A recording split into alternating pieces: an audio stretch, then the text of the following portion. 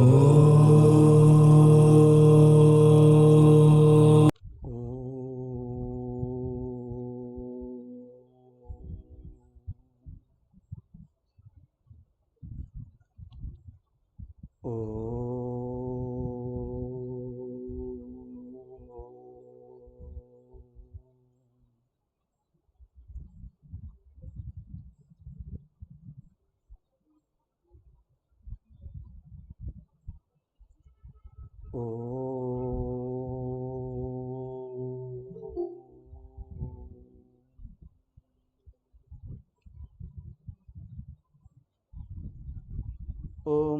సహనావవతు సహనౌ భునక్తు సహ వీర్యం కరవావహై తేజస్వినావధీతమస్తు మా విద్విషావహై. ఓం శాంతి శాంతి శాంతి. ఓం గురుర్బ్రహ్మా గురుర్విష్ణుః గురుర్దేవో మహేశ్వరః గురురేవ పరం బ్రహ్మ తస్మై శ్రీ గురవే నమః. ఓం పార్థాయ ప్రతిబోధితాం భగవతా నారాయణేన స్వయం వ్యాసేన గ్రథితాం పురాణమునినా మధ్యే మహాభారతం. అద్వైతామృతవర్షిణీం భగవతీం అష్టాదశాధ్యాయినీం అంబ త్వామనుసందధామి భగవద్గీతే భవద్వేషిణీం. హరి ఓం. శ్రీమద్భగవద్గీత 18వ అధ్యాయం. ఎక్కడున్నాం?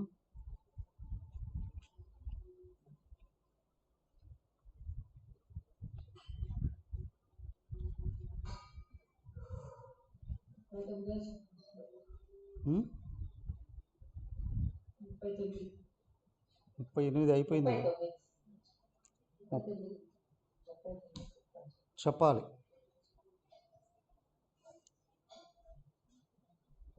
ఓకే. 37, 38 ఎవరు చదువుతారు?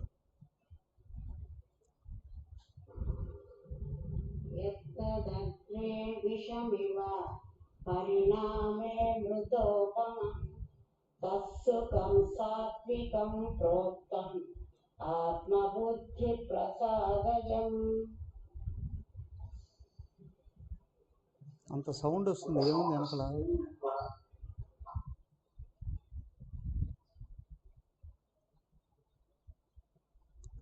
నెక్స్ట్.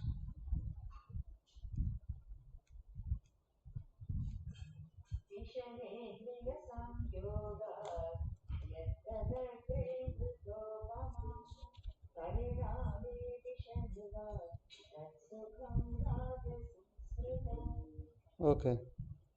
చివరిగా ఈ చార్ట్ 17వ అధ్యాయంలో స్టార్ట్ అయింది. ఒక వ్యక్తి కిందికి వెళుతున్నాడా, పైకి వెళుతున్నాడా, మధ్యలో ఆగిపోయాడా చూసుకోవాలి అని అనుకుంటే చక్కటి అద్భుతమైన చార్ట్ ఇచ్చారు.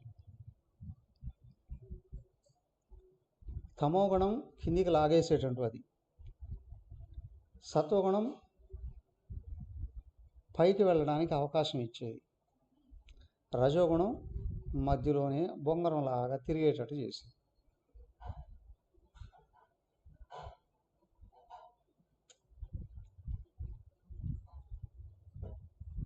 మొట్టమొదటగా స్టార్ట్ చేశారు ఆహారం దగ్గర నుండి.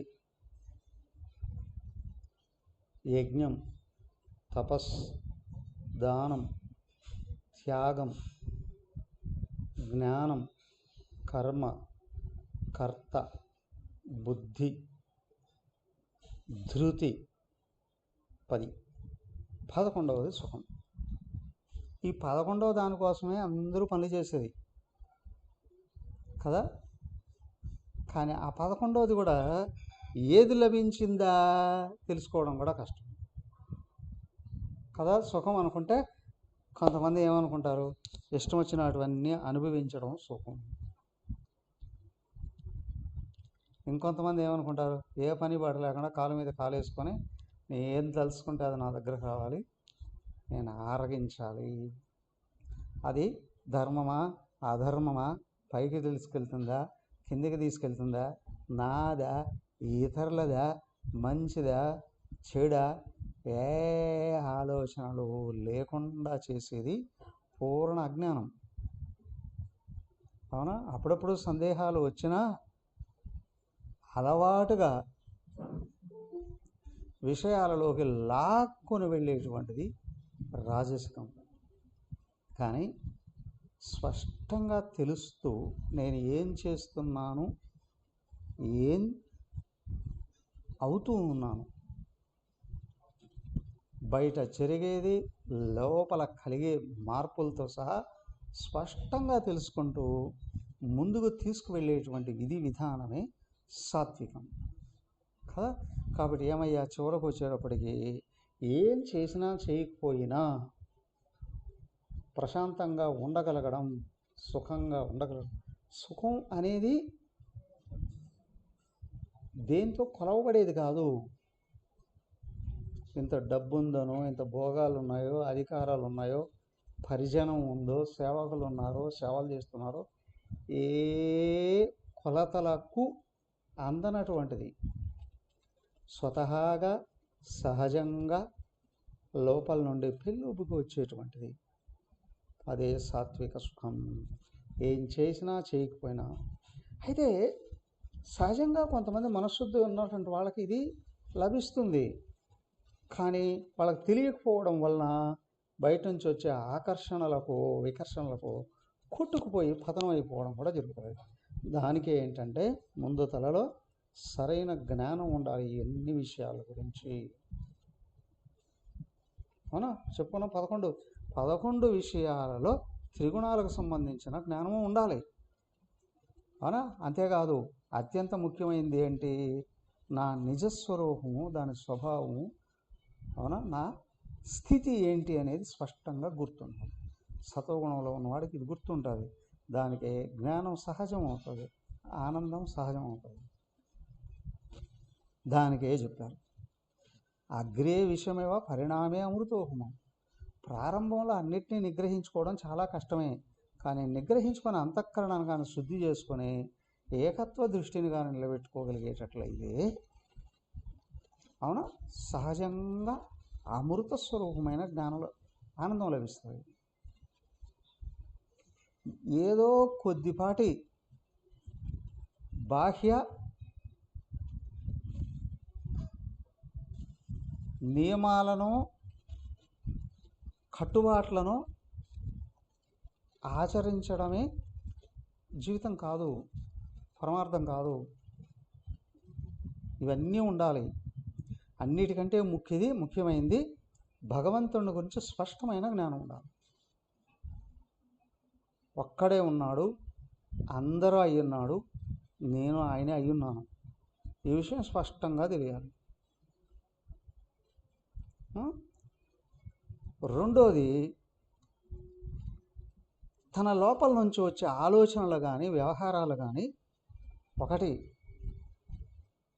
అందరూ సుఖంగా ఉండాలి అని అనుకోగలగాలి. సర్వే జనాః సుఖినో భవంతు అనే బాగుండాలి.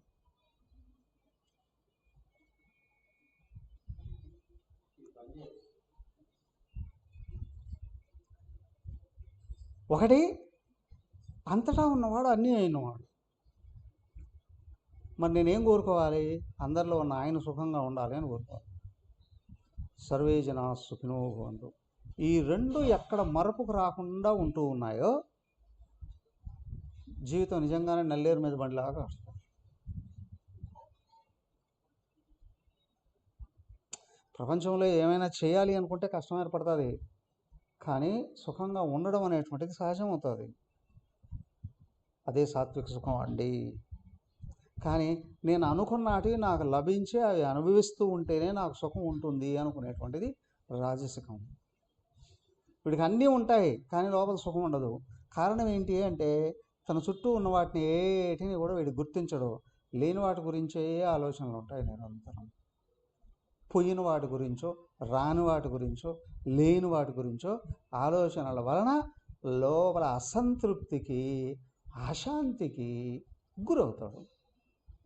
కాబట్టి వీడికి సడన్గా చెప్తారుగా మనకు అంగట్లో అన్నీ ఉన్న అల్లు నోట్ల శని అని అంటారే, ఏమో కాదు, ఇదిగో ఇదే అనుభవించడానికి అన్నీ ఉన్నప్పటికి కూడా లోపల శాంతి సుఖాలు ఉండవండి.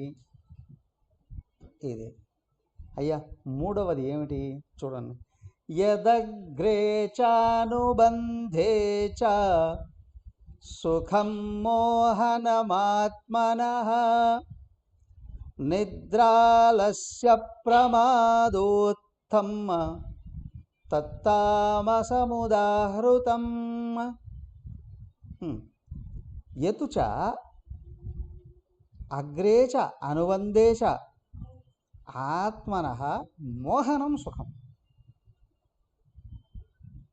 ప్రారంభం నుండి చివరి వరకు కూడా ఆత్మను కప్పిపారేసి విషయాలు వెంటపడేటట్లు చేసేటువంటిది ఏదైతే ఉందో అదే తామసిక సుఖం. ఏమవుతుందయ్యా ఇది? నిద్ర, ఆలస్య, ప్రమాదోత్తం, తామసం ఉదాహరణం. నిద్రపోవడం, అందరూ నిద్రపోతారు కదండి. అతి నిద్ర అసలైన ముఖ్యమైనది. బుద్ధిలో నిద్రపోవడం, నిజ స్వరూపం విషయంలో నిద్రపోవడం, జ్ఞానం విషయంలో నిద్రపోవడం. ఆలస్యం, ఏదైనా చేయాలనుకున్నా కూడా ఇన్ టైంలో చేయలేకపోవడం, పోస్ట్ పోన్మెంట్. ఒకటి అలసత్వం, రెండు ఏమీ తెలియకపోవడం, మూడు దేహం సహకరించకపోవడం, దేహేంద్రియ మనోబుద్ధులు సహకరించకపోవడం, మూడోది ప్రమాదం. ఏమయ్యా అయ్యవారు ఏం చేస్తున్నారంటే ఒలకబోసి ఎత్తుకుంటున్నారండి, అన్నీ చెడగొట్టుకోవడం. ప్రమాదం అంటే యాక్సిడెంటే అని కాదు. బుద్ధి నిద్రపోతే వ్యవహారాలలో ఎక్కడైనా సరే ఏది వెహికల్ మీద వెళుతూ ఉంటే యాక్సిడెంట్ అయింది అనో, రోడ్డు మీద వెళుతూ ఉంటే వెహికల్ వచ్చి గుద్దిందనో, ఇదే కాదు. జీవితంలో అనుకూలమైన ఫలాలను కూడా చెడగొట్టుకోవడం, బాగుపడాల్సిన చోట కూడా చెడిపోవడం, సుఖపడాల్సిన విషయాలలో దుఃఖాలు పాలు కావడం. కారణం తామసిక బుద్ధి. ఫర్ ఎగ్జాంపుల్, రావణాసురుడు చూడండి. రాముడు అన్నిసార్లు రాయబారాలు పంపాడు. హనుమంతుడే కాదు, సుగ్రీవుడు పంపాడు, అంగదుడిని పంపాడు. అవునా? అక్కడి నుంచి బ్రాహ్మణులు వస్తారు, చాలామంది వస్తారు. ఒక్క చోటనైనా ఎందుకు అనేక మంది చెప్తారు, రావణాసురుడికి చెప్తారు, దుర్యోధనుడికి చెప్తారు, పోయి ఆ భగవంతుడిని శరణాగతుడు కొమ్మని చెప్పి వాడు మేల్కో ఉండుంటే వాడి జీవితమే కాదు, వాడి వంశం అంతా కూడా బాగుపడి ఉండేది, లోకానికంతా మంచి జరిగి ఉండేది. కానీ చచ్చేదాకా వినలేదే వాడు. దుర్యోధనుడు ఏమంటాడు చూడండి. దుర్యోధన వాడు ఒక తొడలు ఇరిగిపోయి ఆ కురుక్షేత్రంలో పడి ఉంటే బతికుండగానే భయంకరమైన రాక్షస పక్షులు పీక్కు తింటూ ఉంటాయి. కృష్ణుడు వెళ్తాడు అక్కడికి, వాటిని తోలి అక్కడికి వెళ్ళి అక్కడ కూర్చుంటాడు. కూర్చొని, దుర్యోధన నీకు ఎన్నిసార్లు చెప్పాను,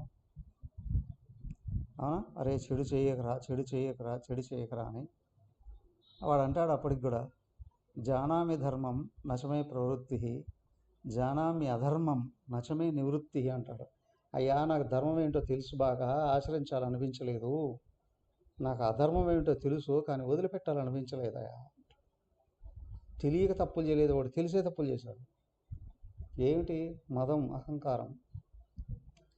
ఎక్కడ దానికి ఏంటంటే మొట్టమొదటి జీవితంలో ప్రారంభంలోనే అడుగు దేని చూసేయాలంటే ధర్మం అని అన్నారు. అధర్మంగా పోతే ఏమవుతుంది? భగవంతుడు శిక్షిస్తాడు అనే భావం ఉండగలగాలి. ఎన్ని పాపాలు చేసినా మన్నిస్తాడులే, ఇష్టమైనటివన్నీ ఇచ్చేస్తాడులే అని అనుకుంటే పాపుల సంఘంలో పోయి సస్తారు. అవునా? అవకాశం వస్తే అందరినీ చంపడానికి ప్రయత్నం చేస్తారు. అవునా? భగవంతుడు చూడండి ఏమన్నాడు, ఫస్ట్ ధర్మం పరిత్రాణాయ సాధూనాం వినాశాయ చదుష్కృతాం అని. దానికి ధర్మం ఎందుకన్నారయ్యా? నువ్వు అధర్మం చేస్తే ఖచ్చితంగా శిక్షించబడతావు. ధర్మం రక్షతి రక్షితః. అవునా? అధర్మ ఆచరణ చేస్తే నువ్వు రక్షించబడతావు, లేకపోతే తప్పనిసరిగా నీ కర్మ వల్లనే నీ శిక్షించబడతావయ్యా. వీడు దుర్యోధనుడు ఏమంటున్నాడు, నాకు తెలిసయ్యా ఆచరించాలనిపించట్లేదు. ఎందుకు అంటే నేనే భగవంతుడిని కదా. పాపం ఒకనొక ముఖ్యమంత్రి ఎమ్మెల్యేలు అందరూ కూడా పాదాల మీద పడితే ఆయన ఇట్టని వాడు ఎడం చేత్తో, అవునా, కనిపించిన వాళ్ళకి చిన్న లేదు పెద్ద లేదు, ఇట్టా అనేవాడు ఎడం చేత్తో. దరిద్రం. వాడు ఎడం చేత్తో నెత్తిన పెట్టించుకోవడానికే వరుసలుగా క్యూలు కట్టారు. ఏవయ్యా, భగవంతుడు ఒకడు ఉన్నాడు అని అనుకున్నప్పుడు, వ్యవహారంలో ఉన్నప్పుడు జాగ్రత్తగా ఉంటాడు. తప్పు చేస్తే శిక్షించబడతాము. అవునా, దానికే చూడండి, పూర్వం రాజ ఋషులైనటువంటి వాళ్ళందరూ కూడా ఏమయ్యా, శరీరం సహకరించలేదు అనుకున్నప్పుడు, పిల్లలు ఎదిగారు అని అనుకున్నప్పుడు కదా, వెంటనే తప్పుకునేవారు, ఇంకొద్దు నాకు అని. ఎందుకు అంటే, ఓ దేహం సహకరించకపోతే పనులు చేయడం కష్టం అవుతుంది, అవునా, నిర్ణయాలు కష్టం అవుతాయి కదా, నిర్వహణ కష్టం అవుతుంది. అప్పుడు జరగకూడదు జరిగితే నాకు నా వెనకలో ఉన్న వాళ్ళకి అందరికీ నష్టం జరుగుతుందయ్యా, కష్టం కలుగుతుందయ్యా, కాబట్టి ఇంక వద్దు, నీకు వద్దు అని వదిలేసేవారు కదా. కానీ ఎవడైతే పైన భగవంతుడు ఉన్నాడనే భావం లేదో, సత్యదాకా నాకు అహంకారం, అదే నాకు అధికారం ఉండాలి, కాబట్టి అహంకారం పరిపాలన చేయాలి. ఎవడెట చేస్తే నాకేం, ఒకటి మాత్రం తెలుసు బాగా, ఏంటి, నా కొడుకులకి ఆస్తులు, నా కూతుర్లకి కదా ఆస్తులు సమకూర్చచ్చు, వాళ్ళు తప్పులు చేస్తే రక్షించవచ్చు, వాళ్ళకి ఇష్టం వచ్చినట్టు దోచిపెట్టచ్చు. ఎన్ని రోజులు ఉంటాయా? అందరూ ఏదో ఒక రోజు పోయేవాడు, ఈ లోపల అన్నీ కోల్పోతారు. సో అయ్యా, ఇదే ప్రమాదం అంటే వేరే ఏదో కాదు. ప్రమాదం ఏంటి అంటే, నువ్వు భగవంతుడు అయ్యున్న విషయాన్ని మరచిపోవడం. ప్రమాదో వై మృత్యు అన్నారు సనత్సుజాతుల వారు. ప్రమాదం అంటే ఆత్మను మరిచిపోవడమే కదా. ఆత్మను మరిచిపోయాడు, అజ్ఞానము. రెండోది ఏమొస్తుందయ్యా? ఏమొస్తుంది? అహంకారం వచ్చి కూర్చుంటుంది కదా. అహంకారం కూర్చుందా, దాని పిల్లలు కామ, క్రోధ, లోభ, మోహ, మద, మత్సర, ఈర్ష్య, అసూయ, ద్వేష, ఇటు పిల్లలు కొల్లలు. ఏది ఎప్పుడు చేయాలనో చేయడు, అన్నీ వచ్చి మెడకు తగులుకున్నారంటే చచ్చూరుకుంటాడు. బుద్ధి పని చేయదు వాడికి, శరీరం పని చేయదు, ఆలస్యం, బుద్ధి పని చేయదు, నిద్ర అంటే తిని తొంగోవడం కాదు,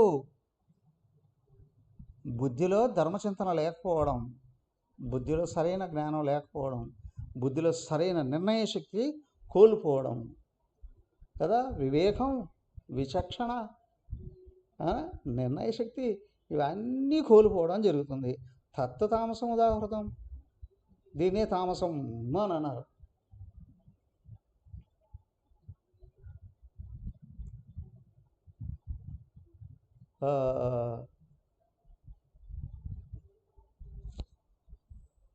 ఇక్కడ ఇది 10వ అధ్యాయంలో భగవద్గీతలో ఉన్నాయి. మృత్యు, మృగం అనే చోట ఏదో చెప్పారు అక్కడ.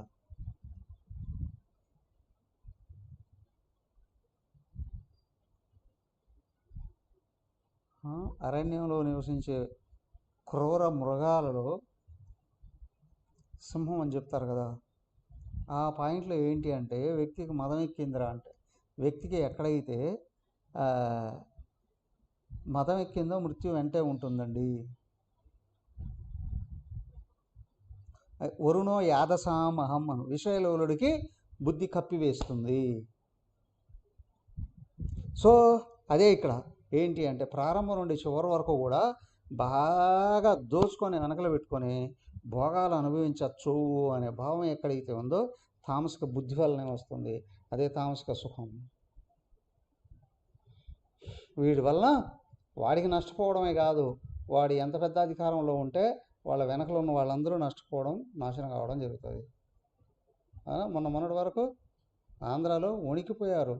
ఏ పని చేయాలనుకున్నా, బయటికి రావాలనుకున్నా, ఏ ఆఫీస్కి వెళ్ళాలనుకున్నా, ఎక్కడ ఏ విషయాలు అనుకున్నా, ఏమిటి దుర్మార్గుడు కూర్చో అన్నాడు అక్కడ. అవునా, ఎవడికి సదా ఆలోచన వస్తే వాడిని నాశనం చేయడానికి. సో ఏమయ్యా, అదే తామసిక బుద్ధి, ఏదైతే తామసిక సుఖం. అయ్యవారు ఏం చేస్తారండి,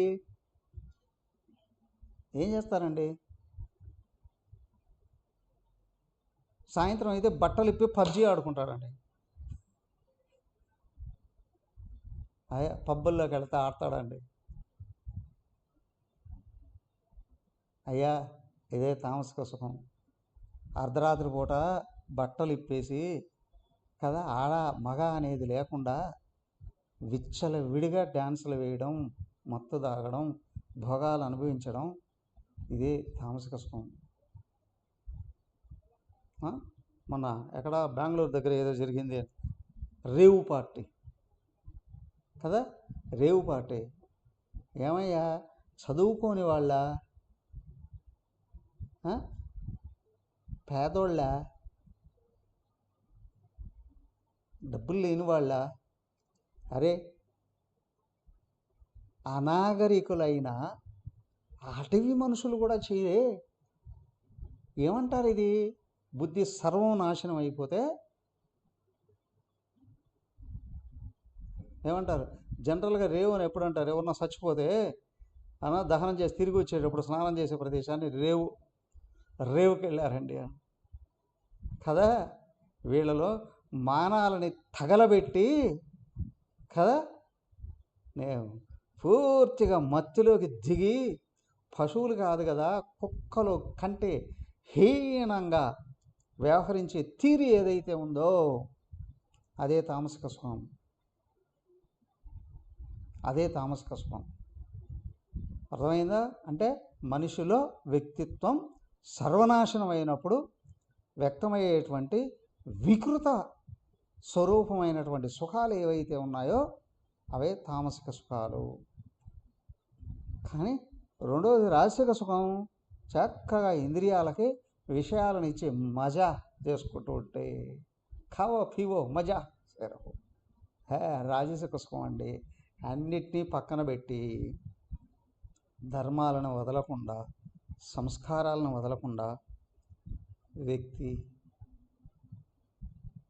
మనసులో కోరికలన్నిటిని విసర్జించి తనలో తాను ఉండడం ఏదైతే ఉందో సాత్విక సుఖం.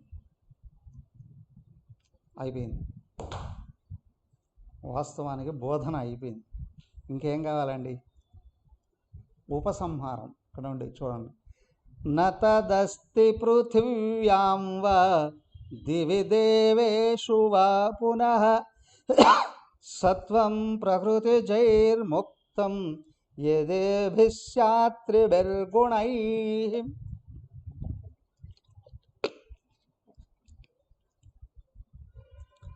దివి దేవేషు వా పృథివ్యాం వా.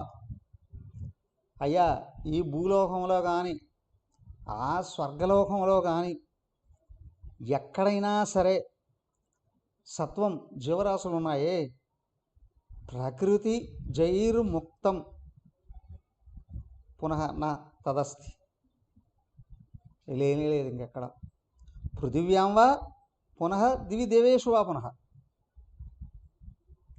భూలోకంలో కానీ స్వర్గాది లోకాల్లో కానీ ప్రకృతి జై సత్వం ముక్తం నతదస్తి. ప్రకృతి నుండి పుట్టిన ఈ గుణాల నుండి బయటపడి జీవించే జీవరాశులే లేవు.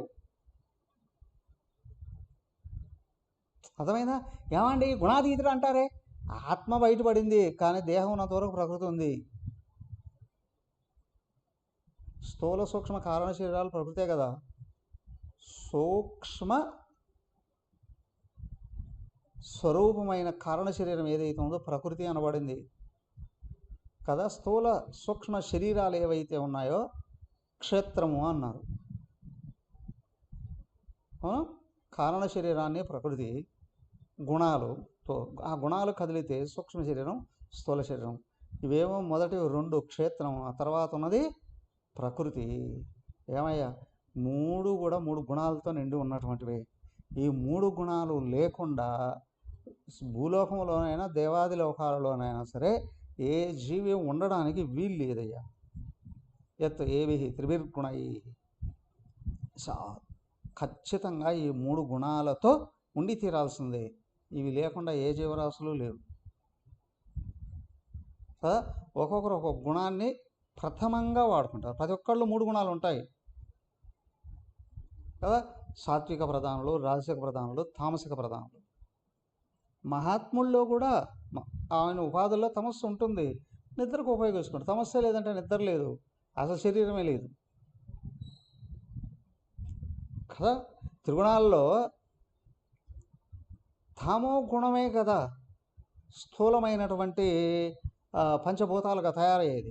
పంచతన్మాత్రలలో తమో గుణం ఏదైతే ఉందో పంచీకరణం చెందడం ద్వారాగా స్థూలమైన పంచభూతాలు ఏర్పడి సర్వనామరూపాలు ఏర్పడతాయి. ఆ సూక్ష్మమైన భూతాలే జ్ఞానేంద్రియాలు అంతఃకరణగా తయారవుతాయి. కర్మేంద్రియాలు, ప్రాణాలు కూడా.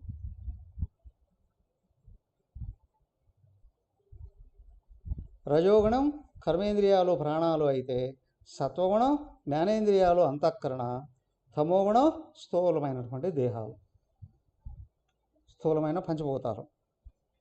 సో గుణాలను తీసేస్తే బ్రహ్మాండమే లేదు, బ్రహ్మాండమే లేదు.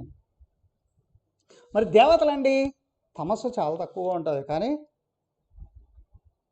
రజస్సు సత్వం ఉంటుంది. అన్ని జీవరాశులలో ఉన్నటువంటి ఈ స్థూల సూక్ష్మ శరీరాలు ఖచ్చితంగా గుణాలలో నుండే వచ్చాయి, గుణాలలోనే ఉన్నాయి, గుణాలలోనే కలిసి.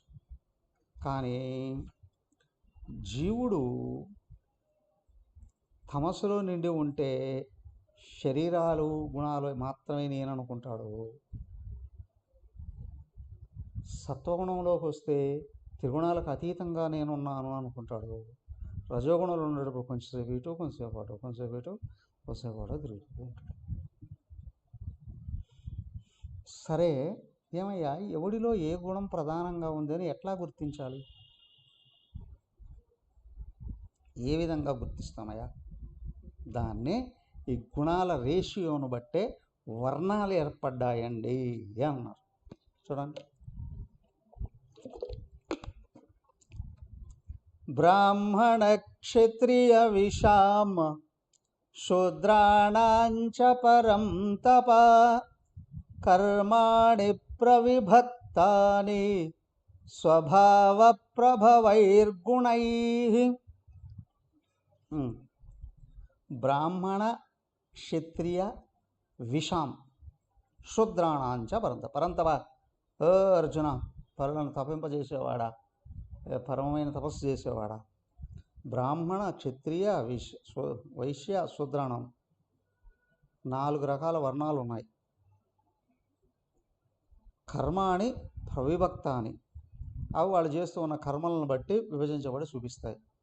కానీ ఎందుకయ్యా ఎవరినయ్యా ఫలానా వర్ణం వాడు అని అనగలుగుతున్నామంటే స్వభావ గుణై ప్రభవై, వాళ్ళ స్వభావమైన గుణాల నుండి వ్యక్తమైనటువంటి కర్మలు ఏవైతే ఉన్నాయో, అంటే గుణకర్మ విభాగశ అన్నారు కదా. అక్కడ లోపల ఉన్న గుణాలు బయట చేసే కర్మలను బట్టి 4 వర్ణాలుగా తెలియబడుతూ ఉన్నాయ్యా. ఎవడో విభజించలేదు, అవునా? వీడు శూద్రుడు, వీడు క్షత్రియుడు, వీడు వైశ్యుడు, వీడు బ్రాహ్మణుడని ఎవడూ చెప్పలేదు. ఎవడో గిరిగీసుకోవడానికి అవకాశం లేదు. సంకరం అయిపోయినటివి ఇప్పుడు కులాలు అనేటువంటివి ఎక్కడో వాళ్ళు చేస్తున్న పనుల వలన వాటి వల్ల చెప్పబడ్డాయేమో.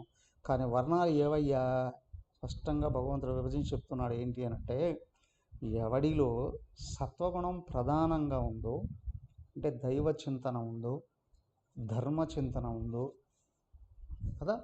తర్వాత చెప్తున్నారు గుణాలు కూడా ఏముంటాయి అనేది కదా. సత్వగుణం ప్రధానంగా ఉండి, తర్వాత రజోగుణం ఉండి, నామమాత్రంగా తమో గుణంగానే ఉంటే వీళ్ళని బ్రాహ్మణులు అని అన్నారు. బ్రాహ్మణుడు పుట్టినవాడు బ్రాహ్మణుడు అని ఎక్కడా చెప్పలేదు. ఆచార సంప్రదాయాలని ఆచరించినప్పుడు ఇవి వస్తుందండి అన్నారు. రెండోది, క్షత్రియుడు ఎవడయ్యా? ప్రధానంగా రజోగుణం ఉండి, రెండోది సత్వగుణం ఉండి, మూడవదిగా తమో గుణం ఉంటే క్షత్రియుడండి అన్నారు. బ్రాహ్మణుడికి బ్రహ్మచింతనే ఉంటుంది, తపస్సు ప్రధానంగా ఉంటుంది. అందరూ ఒక్కడైన భగవంతుడు అనే బ్రహ్మచింతన ఉండాలి. ఉంటే రెండోది క్షత్రియుడు ఎవడయ్యా? ప్రథమంగా ధర్మం ఉండి, చింతన ధర్మం మీద ఉండి, అవునా, మహా శౌర్యము ఆస్తిక్యము కదా, పరమమైన దైవభక్తి, ధర్మం కోసం చావుకైనా వెనకాడనటువంటి దృష్టి, తర్వాత ధర్మబద్ధంగా ప్రపంచం నడవాలి అనేటువంటి ఆసక్తి. ఇదిగో క్షత్రియుడి యొక్క లక్షణాలయ్యా. మూడవది వైశ్యులు. ఎవరండి వైశ్యులు? తెల్లగా ఉంటే బ్రాహ్మణులు అండి, ఎర్రగా ఉంటే ఎవరు? క్షత్రియులండి, నల్లగా ఉంటే వైశ్యులు.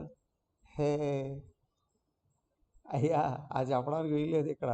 వైశ్యులు ఎవరు అంటే, అవునా, సంపదే ప్రధానమైన కోరికగా కలిగిన వాళ్ళు. ఎప్పుడు ఎక్కడ ఏం చేస్తూ ఉన్నా కూడా దీనివల్ల నాకేం వస్తుంది, అవునా, అది వైశ్యులకు సంపద, సంపదల్ని ముందు దృష్టిలో పెట్టుకొని వ్యవహరించేటువంటి వాడు ఏం చేస్తాడండి? ఇక్కడ కూడా అన్నారు, ధర్మబద్ధంగా వాణిజ్యము, వ్యవసాయము, వ్యాపారము చేస్తూ ఉన్నటువంటి వాళ్ళని వైశ్యులు అన్నారు, ధర్మబద్ధంగా. నాలుగోది ఏంటండి? ఎవరండి అంటే, పై మూడు చేతగాని వాడు శూద్రుడు. భగవంతుని గురించి తెలియనివాడు కదా, ధర్మ ఆసక్తి లేనివాడు కదా, సంపాదించే నేర్పు లేనివాడు ఎవడైతే ఉన్నాడో వాడు ఎక్కడైనా పుట్టనియండి, వాడు శూద్రుడండి. మనం బ్రాహ్మణులుగా చెప్పుకోబడేటువంటి వాళ్ళలో శూద్రులు లేరా? గుణాలను బట్టి ఏమయ్యా, శూద్రులుగా చెప్పబడేటువంటి వాళ్ళల్లో అవును ఇప్పుడు ఎక్కువ పర్సెంట్ బ్రాహ్మణులే కనిపిస్తున్నారు, అవునా. శూద్రులుగా చెప్పబడేటువంటి వాళ్ళల్లో పరిపాలన చేసే వాళ్ళంతా ఎక్కువగా వాళ్ళే కనిపిస్తున్నారు, అవునా. ఏమయ్యా, శూద్రులుగా చెప్పబడేటువంటి వాళ్ళ చేతుల్లోనే మోర్ దాన్ 50% సంపదలన్నీ కనిపిస్తున్నాయి. ఎవడు శూద్రుడు అంటావు? కులం పేరు ఏదైనా కావచ్చు, ఏది చేతగాని వాడు శూద్రుడు, అవును. భగవంతుని గురించి తెలియనివాడు, ధర్మ ఆసక్తి లేనివాడు, సంపాదించే నేర్పు లేనివాడు ఎవడైతే ఉన్నాడో వాడు ఏ కులం పుట్టినా, ఏ కులంలో పుట్టినా వాడు శూద్రుడే కదా. అది ఇక్కడ చెప్పబడినటువంటి రేషో. దానికి ఏమన్నారు అంటే, సత్వగుణం ప్రధానంగా ఉంటే బ్రాహ్మణుడు అని, రజోగుణం ప్రధానంగా ఉంటే రెండవది సత్వగుణం ఉండి మూడవది తమోగుణం ఉంటే క్షత్రియుడు అని. ప్రథమంగా తమోగుణం రజోగుణం ప్రథమంగా ఉండి తమోగుణం రెండవది ఉంటే, మూడవదిగా సత్వగుణం ఉంటే వైశ్యుడు అని. ప్రప్రథమంగా తమోగుణం ఉండి అంటే బుద్ధిలో నేర్పు లేదు, రెండవది రజోగుణమే, పని చేస్తాడు కానీ నేర్పు లేదు కదా. సత్వగుణం నామమాత్రంగా ఉంది కాబట్టి పిల్లల్ని ప్రేమిస్తాడు, పశువులు కూడా ప్రేమిస్తాయిగా కదా. నామమాత్రంగా సత్వగుణం ఉంటే వీడు శూద్రుడండి, పై మూడు లేనటువంటి వాడండి.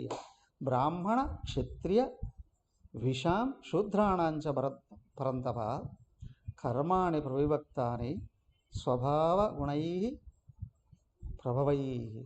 వాళ్ళ లోపల ఉన్న ప్రకృతి నుండి వ్యక్తమైన గుణాల చేత ఆలోచనలు, వాటి చేత కర్మలు బట్టి ఆలోచించి విభజించడం జరిగింది. ఇవి ఇప్పుడు ప్రత్యేకంగా వచ్చి ఆయన ఎవరో అంటున్నాడు, ఒక మహానుభావుడు, కులగణన చేయండి, కులగణన చేయండి అని.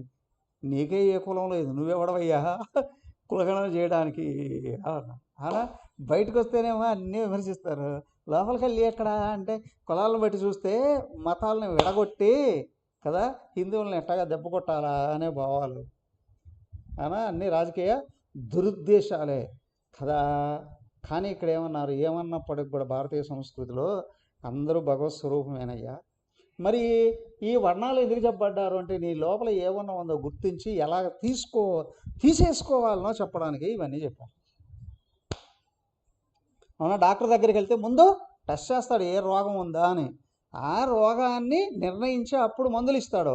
సేమ్ వే భగవంతుడు కూడా ఏం చెప్తున్నాడు, నువ్వు ఏ వర్ణంలో ఉన్నావో గుర్తించి దాన్ని తొలగించుకుంటే నువ్వు భగవంతుడివే. మెయిన్ ఇదే. రెండవదిగా ఉన్నది ఇంకొక అవకాశం కూడా ఉంది. అయ్యా, ఎవడు ఏ వర్ణంలో పుట్టినా వాడు పైకి ఎదిగి వెళ్ళిపోవచ్చు. హిందువులందరూ కొలిసే గురువు వ్యాసుల వారు. ఆయన పుట్టింది బెస్త కన్యకి. గురువులకు గురువు కాలేదా? అవునా? ఋగ్వేదంలో ఐతరేయ ఉపనిషత్తులో ప్రప్రథమ మహావాక్యం ప్రజ్ఞానం బ్రహ్మ, అది కనిపెట్టిన వాడు శూద్రుడు. శూద్ర స్త్రీకి పుట్టినటువంటి వాడు. ఏమయ్యా, ఆయన మహర్షి కాలేదా? మహర్షి కాలేదు. దానికి ఇక్కడ ఏంటి అంటే, వ్యక్తి ప్రయత్నం చేస్తే, అవునా, మనం సహజంగా చూస్తున్నాం కదా, ఏ చదువు సంధ్యలో లేనటువంటి వాళ్ళ పిల్లలు, అవునా, ఎక్కడ దాకా వెళుతూ ఉన్నారు కదా. దేశంలో గొప్ప గొప్ప మహానాయకులుగా ఉన్నటువంటి వాళ్ళల్లో కూడా చదువు సంధ్య లేనటువంటి తల్లిదండ్రులకు పుట్టిన వాళ్ళు కూడా మహానాయకులుగా తయారవుతున్నారా లేదా? తయారవుతున్నా లేదా? ఎట్లా అంటే, లోపల గుణాలను గుర్తించి గుణాలను కానీ మార్పు చేసుకున్నావా, ఐదుకు పైకి వెళ్ళిపోతాం. దానికే మన వాళ్ళు చెప్పింది, ప్రారంభం నుంచి క్రమశిక్షణ అనేది ఏదైతే ఉందో అదే ధర్మాచరణ. ఇది నువ్వు పాటిస్తే స్టెప్ బై స్టెప్ వర్ణాలు దాటేసి వెళ్ళిపోతావు. ఏమయ్యా, త్రిగుణ అతీతుడు అవుతావు. సాక్షాత్ భగవంతుడిగా కావడానికి అవకాశం ఉంది. ఇందుకోసం చెప్పబడ్డాయి ఇవి. నువ్వు చేసే పనిని బట్టి నీకు గుణం తయారవుతుంది. నీకున్న గుణాన్ని బట్టి నీకు పని నిర్ణయించబడుతుంది. కానీ తత్వశాస్త్రం ఏం చెప్తుంది? నువ్వు ఆత్మ అని చెప్తుంది. దృష్టి దాని మీద పెడితే త్రిగుణాలని దాటేసి భగవంతుడు అయిపోతాం. అవునా? నా లోపల ఏముందో గుర్తిస్తే కదా నేను దాటడానికి అవకాశం ఉంది. అందుకొరకు చెప్పబడ్డా ఇక్కడ. రోగం ఏముందో తెలిస్తే మందు ఇవ్వడానికి అవకాశం ఉంటుంది. ఈ మధ్య చెప్తున్నారు, ఓ సన్యాసి లోపల ఏదో బాధగా ఉంది అని డాక్టర్ గారి దగ్గరికి వెళ్తే బీపీ పెరుగుతుంది అని డోసు పెంచుతూ వెళ్ళాడట. రెండేళ్ళు ఆ డోసు పెంచుతూ వెళ్ళిపోయి తర్వాత ఒక డాక్టర్ గారి దగ్గరికి వెళితే, బీపీ కాదు, గీపీ కాదు, నీ లోపల హార్ట్ ఎగిరిపోయింది, సగభాగం పోయింది, మిగతా సగభాగం కూడా నాశనం అయిపోతుంది, దానివల్లనే నీకు ఈ లోపల నుంచి బాధ కలిగింది, కానీ నువ్వే దాన్ని చెడగొట్టుకున్నావు. ప్రారంభంలోనే తెలుసుంటే ఆ గుండె చెడిపోవడాన్ని ఆపుకొని ఉండొచ్చు. కానీ ఇప్పుడు 30 వంతు పోయింది, సగం కంప్లీట్గా పోయింది, మిగతా సగంలో కూడా సగం పోయింది. ఇప్పుడు ఎవడు ఏం చేయడానికి అవకాశం లేదు. మీరు ఏం చేయాలండి? రెడీగా ఉండు. దేనికి? వెళ్ళిపోవడానికి రెడీగా ఉండు. అంతకంటే ఇంకేం చేసేది లేదండి కదా. లోపల ఏమవుతుంది కానీ నీకు తెలిస్తే సరి చేసుకోవచ్చు. అదే ఇక్కడ నీ అంతఃకరణలో ఏ ఆలోచనలు కదులుతున్నాయో నీకు తెలిస్తే ఓకే. కానీ శాస్త్రం తెలిసినప్పుడు ఏ ఆలోచనలను తొలగించుకోవాలి, ఏ ఆలోచనలను పెంచుకోవాలి, ఏ ఆలోచనలను ఉపయోగించుకోవాలో తెలుస్తుంది. అదే ఇప్పుడు చెప్పిన 11 రకాల విషయాలు కూడా. ఈ 11ంటిలో తామసికమైనటువంటి వాటిని పూర్తిగా తొలగించు, రాజసికమైన వాటిని వాడుకో, సాత్వికమైన వాటిని పెంచుకో. ఏమవుతుంది? సాత్వికమైనటువంటి గుణాలు ఏవైతే ఉన్నాయో అవి పరమాత్మను గుర్తింపజేసి పరమాత్మను అందుకోవడానికి సహకరిస్తాయి. సాత్వికమైనటువంటివి సహకరిస్తాయి. దానికి చెప్పారు, అయ్యా 4 వర్ణాల వాళ్ళు ఉన్నా నీకు ఆత్మ గురించి జ్ఞానం ఉంటేనే నీ వర్ణం నీకు తెలిసేది. మొదట నేను ఆత్మను అని గుర్తించాలి, తర్వాత నాలో కదిలే గుణాలు ఏవి అని గుర్తించాలి కదా. ఇదే కపిలగీతలో కూడా చెప్పారు చూడండి. కపిలగీతలో కూడా 10 రకాల విషయాలు చెప్పారు అక్కడ. సో కాబట్టి ఏంటి అంటే, ఈ 11 రకాల విషయాల్లో సాత్వికమైనవే పెంచుకుంటే నీకు స్పష్టంగా అర్థమవుతుంది నేను భగవంతుడిని అనే విషయం. ప్రకృతితో తాదాత్మ్యాన్ని వదిలేసి భగవంతుడి వైపు పూర్ణంగా దృష్టి పెట్టావో గుణాలకు అతీతుడు అయిపోతావు, పురుషోత్తముడు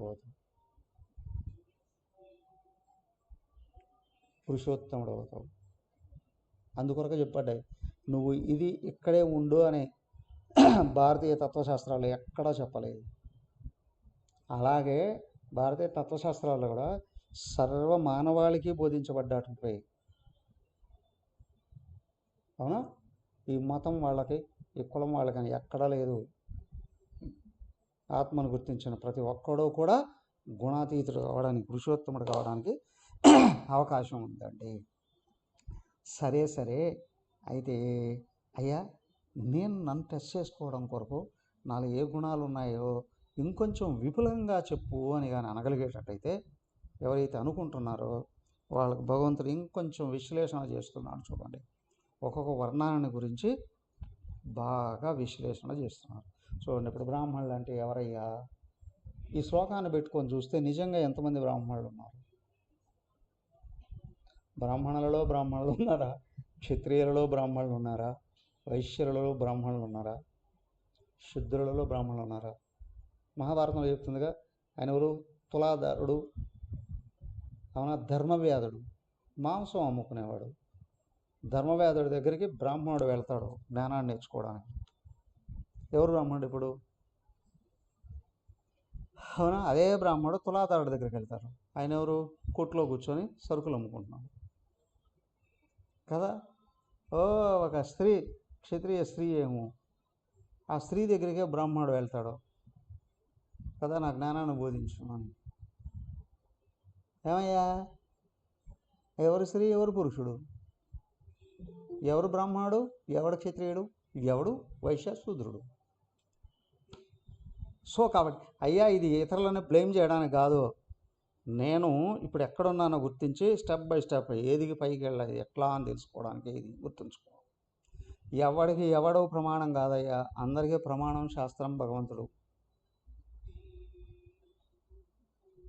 ఈ రెండింటిని తెలియపరిచి దారి చూపించేది గురువు. ఎలా? శమోదమస్తపశౌచం క్షాంతిరార్జవమేవ చ జ్ఞానం విజ్ఞానమాస్తిక్యం బ్రహ్మకర్మ స్వభావజం. ఎవరు బ్రాహ్మణుడు? శమః, మనసు సంపూర్ణంగా శాంతించి ఉండాలి, మనసు కంట్రోల్లో ఉండాలి. ఇష్టం వచ్చింది ఆలోచన చేయకూడదు, ఇష్టం వచ్చినట్టు ఆలోచన చేయకూడదు. శాస్త్రాన్ని వదిలిపెట్టి ఏ ఆలోచన రానివ్వకూడదు. శమః. దమః, ఇంద్రియ నిగ్రహం. కనిపించిందంతా ఆవిరావరమని అనుభవిద్దామని పరిగెత్తకూడదు, చూసుకోగలగాలి. తపః, తపస్సు చేస్తూ ఉన్నటువంటి వాడు. శౌచం, శుచి శుభ్రత కలిగినటువంటి వాడు. వాడు ఒక పార్టీ లీడర్ అట తమిళనాడులో. ఇది ఆ లడ్డూల గురించి డిస్కషన్ జరుగుతుంటే వాడు అన్నాడు, ఆ లడ్డూలు తిని ఎవడన్నా సచ్చాడా? ఎందుకు ఈ డిస్కషన్లన్నీ? అవునా, అనవసరం కదా ఈ డిస్కషన్లు అని అన్నాడు. అరే, దేవుడికి ఇచ్చే నైవేద్యంలో అపవిత్రం చేశారు, ఇది తప్పని వాడు కనిపించట్లే. కారణం ఏంటి? బుద్ధిలో పవిత్రత లేదు, శౌచం కదా. క్షాంతి, ఓర్పు, ఆర్జవం, రుజుత్వం, ఏవచ, ఇవి జ్ఞానం విజ్ఞానం ఆస్తిక్యం. శాస్త్రజ్ఞానము, అది ఆచరించడం వలన వచ్చినటువంటి జ్ఞానము, ఆస్తిక్యం. ఎక్కడ ఎప్పుడు కళలో కూడా దైవ దూషణ కాదు కదా, దేవుడు ఉన్నాడా లేడా అనే భావం, సందేహం రాకూడదు. బ్రహ్మకర్మ స్వభావజం. ఈ గుణాలు ఎవరిలో సహజంగా వచ్చున్నాయో వాడే బ్రాహ్మణుడు. శమః, ఓ దేవాలయంలో పురోహితుడు దేవాలయంలో పూజ చేయాలి, కోనేట్లోకి వెళ్ళి స్నానం చేసి బయటకు వస్తున్నాడు. పాపం అప్పుడే ఆ దారిలో వెళుతున్నాడు వాడు. అక్కడ క్లీన్ చేసేవాడు వాడు ఎవడో వాడ కోనేట్లోకి దిగుతున్నాడు. ఈ పురోహితుడు తలకాయ ఉంచుకొని స్పీడ్గా వస్తూ వాడిని కొట్టేసి పాపం వాడి కింద పడిపోయాడు. అక్కడ నిలబడి అరగంట బూతులు తిట్టాడు. అవునా, నన్ను వచ్చి తగులుతావా నువ్వు అని. వెళ్ళి మళ్ళీ కొన్నిట్లో మళ్ళీ స్నానం చేసి బయటకు వస్తున్నాడు. వీడు పైన వాడు ఊరికే ఉంటాడా, వాడు నేరుగా వెళ్ళి చీ చీ చీ చీ పొద్దులే ఎవడు మొహం చూస్తాడు, ఏమిటే ఈ పాపం నాకు తెలియదు, వాడు వెళ్ళి పడకూడదు ఆ నీటిలో మునిగి బయటకు వచ్చాడు. వీడికి ఇంకా మండింది. అవునా, నేను జరిగిన నేను అపవిత్రమైతే నేను మునిగాను, నువ్వెందుకు మునిగావు అని అన్నాడు. అయ్యా, నేను అపవిత్రం నేట్లో నాకేమో తెలియదు కానీ కదా, నిన్ను తగలడం వల్ల నేను అపవిత్రమే. ఆడుకో వాళ్ళు మండింది. ఎట్లా అని అంటే, ఇప్పుడు నువ్వే వచ్చి నన్ను తగిలావు, నీకు ఏం మైలు అంటుంది చూపించు. నువ్వే వచ్చి నన్ను తగిలి అరగంట నన్ను తిట్టావు, బూతులు తిట్టావు. అవునా, నీ నోట్లో ఉన్న మైలంతా నా మీద వేసావు. అవునా, కాబట్టి ఎవడు మైల, ఎవడు అపవిత్రుడు, ఎవడు పవిత్రుడు కదా. నీలో సత్యదృష్టి ఉందా, ఓర్పు ఉందా, మనశ్శాంతి ఉందా? తప్పు చేసి నువ్వు మళ్ళీ నన్ను తిట్టావురా అంటే ఎవడు అధర్మం, ఎవడు ధర్మం, ఎవడు దేవుడు, ఎవడు మనసు ఉపశమించి ఉండకపోతే అవునా, సత్యాన్ని అసత్యంగా, అసత్యాన్ని సత్యంగా భావిస్తారు కదా. ఎవరు గోరా కుంభార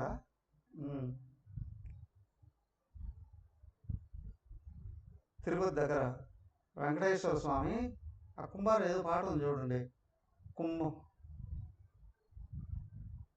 పాట గుర్తుందా? అన్నమయ్య పాటలో పాట ఉంది చూడండి,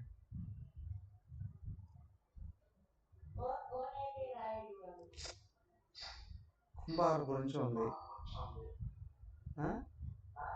ఆ రాత్రిపూట ఇక్కడ నైవేద్యం పెడుతుంటే తినకుండా నేరుగా వెళ్ళి ఆ కుండలు చేసుకునే వాళ్ళ ఇంట్లోకి వెళ్ళి, నాకు నువ్వు తినే అన్నం పెట్టు, నువ్వు తినే టేస్ట్గా ఉంది. వాడు సజ్జ సంగడట, సజ్జ సంగడి జావలాగా చేసుకొని ఆ పాత కుండలు ఏదో పెట్టుకుని తినేవాడట. ఆవిడ కడకడగా ఉడికిపోతాడు. ఎవరంటే నేను వెంకటేశ్వరునే చెప్తాడు, నామంతో సహా వెళ్ళాడు అక్కడికి కదా. వాడు వణికిపోయాడు, నీకు పెట్టా నా దగ్గర ఏముంది, నువ్వేం తింటావు అదే పెట్టు నాకు అన్నాడు. అంటే కొత్త పాత్ర కూడా లేదు, పాత అదే కుండ ఉంటుందా అది దాంట్లో పడితే ఆవురావులు మంది తిన్నాడు. నిన్నే చదివాను అక్కడ పూరిలో నైవేద్యం అంతా తయారు చేసి జగన్నాథుడికి ఎదురుగా పెట్టి పురోహితుడు ఉన్నాడు, నీళ్లు చేతులకు తీసుకుని చూస్తే ఆ నీళ్ళలో ఆయన కనిపించాలట జగన్నాథుడు. ఒకరోజు ఎంత చేసినా కనిపించలేదట. పురోహితుడు పరిగెత్తుకుంటూ వెళ్ళిపోయి రాజుగారికి చెప్పారు. రాజుగారు వచ్చి మళ్ళీ ట్రై చేయమన్నాడు, కనిపించలేదు. కొత్త మళ్ళీ వండించి పెట్టాడు, తినలేదు ఆయన, కనిపించలేదు. ఆ రోజు రాజుగారు కూడా ఏం తినకుండా పడుకున్నాడు, కళ్ళు ఆయన కనిపించాడట. జగన్నాథ్ కనిపించి, భక్తురా నేను ఎందుకు తెలియదు అంటే పరాత్వం అపవిత్రం అయిందని కాదు కదా, నన్ను ఒక పేద భక్తుడు పిలిచాడు ఈరోజు ఆ వంట తయారు చేసుకొని నన్ను వచ్చి తినిపోమని చెప్పి పిలిచాడు. నేను అక్కడికి వెళ్ళానయ్యా, ఇక్కడ లేను, అందుకే మీరు పిలిచినప్పుడు కనిపించలేదు. భగవంతుడికి ఎవరైంది ఉంటుందండి దృష్టి? ఏ కులంలో పెట్టాడు, ఏ రంగులో ఉన్నాడు, ఎంత ధనం ఉంది, ఎంత ఫాలోయింగ్ ఉందని చూస్తాడా? మనసు నిండా భక్తి, మనసు శుద్ధంగా ఉంటే దైవం నిలబడతాడు అక్కడ. అదే శమం ధమం. తెలివితేటలు ఉన్నాయి అని అందరిని ముంచడం కాదు విగ్రహము అని అంటే. నందిని తిమ్మి చేశాడంటే, తిమ్మిని నంది చేశాడంటే, నందీశ్వరుడు కోతిగా మార్చాడు, కోతిని నందిగా భావించాడు. ఈ అతి తెలివితేటలు కాదు, మాట్లాడకూడనివి మాట్లాడకుండా ఉండడం, చేయకూడనివి చేయకుండా ఉండడం. బాగేంద్ర విగ్రహం దమం.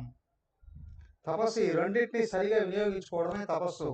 ఏమంటయ్యా అంటే లోపల సరైన ఆలోచన విధానంతో మనసును శుద్ధి చేసుకొని, బుద్ధిని అలర్ట్ చేసుకొని, ఇంద్రియాలన్నింటినీ సక్రమంగా వినియోగించుకోవడమే తపస్సు.